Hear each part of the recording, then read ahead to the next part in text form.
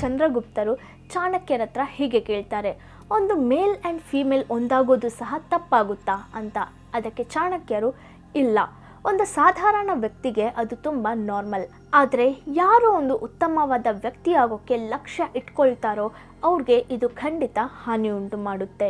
ಅವು ನಿನ್ನ ಒಳಗಿಂದ ಅಫೆಕ್ಟ್ ಮಾಡುತ್ತೆ. ಯಾರ ಮೈಂಡಲ್ಲಿ ಲವ್, ಅಟ್ಯಾಚ್ಮೆಂಟ್ ಆ್ಯಂಡ್ ಅಟ್ರಾಕ್ಷನ್ ಇರುತ್ತೋ ಅವರು ಅವರ ಕರ್ತವ್ಯಗಳನ್ನ ಪಾಲಿಸೋದ್ರಲ್ಲಿ ಅಸಮರ್ಥರಾಗ್ತಾರೆ. ಅವರು ಯಾವಾಗಲೂ ಇನ್ಸೆಕ್ಯೂರ್ ಆಗಿರ್ತಾರೆ. ಇದು ಒಂದು ರೈತನಿಗೆ, ಇಲ್ಲ ಬಿಸ್ನೆಸ್ ಮಾಡೋರಿಗೆ, ಇಲ್ಲ ಪ್ರತಿ ನಾರ್ಮಲ್ ವ್ಯಕ್ತಿಗೆ ಈ ಫೀಲಿಂಗ್ಸ್ ಸಾಧಾರಣವಾದದ್ದೇ. ಆದರೆ ಯಾರು ಅಖಂಡ ಭಾರತಕ್ಕೆ ರಾಜನಾಗಬೇಕು ಅನ್ನೋ ಲಕ್ಷ್ಯ ಇಟ್ಕೊಳ್ತಾರೋ ಅವ್ರಿಗೆ ಪ್ರೀತಿ, ಅಟ್ರಾಕ್ಷನ್, ಅಟ್ಯಾಚ್ಮೆಂಟ್, ಕಾಮ ಅನ್ನೋದು ಪತನಕ್ಕೆ ದಾರಿ ಮಾಡುತ್ತೆ. ಅದಕ್ಕೆ ಚಂದ್ರಗುಪ್ತ, ಆಚಾರ್ಯ, ನನಗೆ ಅವಾಗವಾಗ ಏನನ್ಸುತ್ತೆ ಅಂದರೆ ಈ ಲಕ್ಷ್ಯವನ್ನು ಸಾಧಿಸೋಕೆ ಇಷ್ಟು ದೊಡ್ಡ ಮೌಲ್ಯ ಇಲ್ಲದೆ ಹೋದರೆ ಏನಾಗ್ತಿತ್ತು. ಅದಕ್ಕೆ ಚಾಣಕ್ಯ, ಸಾಧಾರಣ ಮೌಲ್ಯದಿಂದ ಇಷ್ಟು ದೊಡ್ಡ ಲಕ್ಷ್ಯವನ್ನು ಸಾಧಿಸೋಕಾದರೆ ಯಾರಾದರೂ ಸರಿ ಅಖಂಡ ಭಾರತವನ್ನು ಸೃಷ್ಟಿಸ್ಬೋದು. ಹೀಗಿರೋವಾಗ ಚಾಣಕ್ಯ ಆ್ಯಂಡ್ ಚಂದ್ರಗುಪ್ತ ಮಾಡೋದೇನಿದೆ, ಒಂದು ವೇಳೆ ನೀವಿನ್ನೂ ಈ ವಿಡಿಯೋ ನೋಡ್ತಿದ್ರೆ ನಾನು ಹೇಳೋದನ್ನ ಸ್ವಲ್ಪ ಕೇರ್ಫುಲ್ಲಾಗಿ ಕೇಳಿ.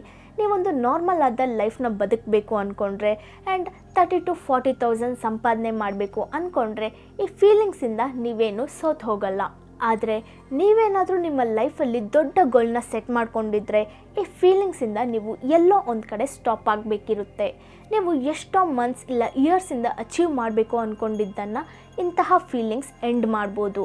ನಿಮ್ಮ ಕನಸು ಒಂದು ಕನಸಾಗೆ ಉಳಿದೋಗುತ್ತೆ.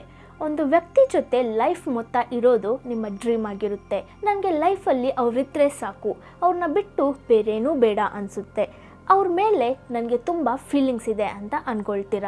ಆದರೆ ಚಾಣಕ್ಯ ಹೇಳಿರೋ ರೀತಿ ಇವೆಲ್ಲ ನಾರ್ಮಲ್ ಅಟ್ರಾಕ್ಷನ್ ಮಾತ್ರನೇ. ಹಾರ್ಮೋನ್ಸ್ ಚೇಂಜಸ್ಸಿಂದ ಈ ಫೀಲಿಂಗ್ಸ್ ಎಲ್ಲ ಬರುತ್ತೆ.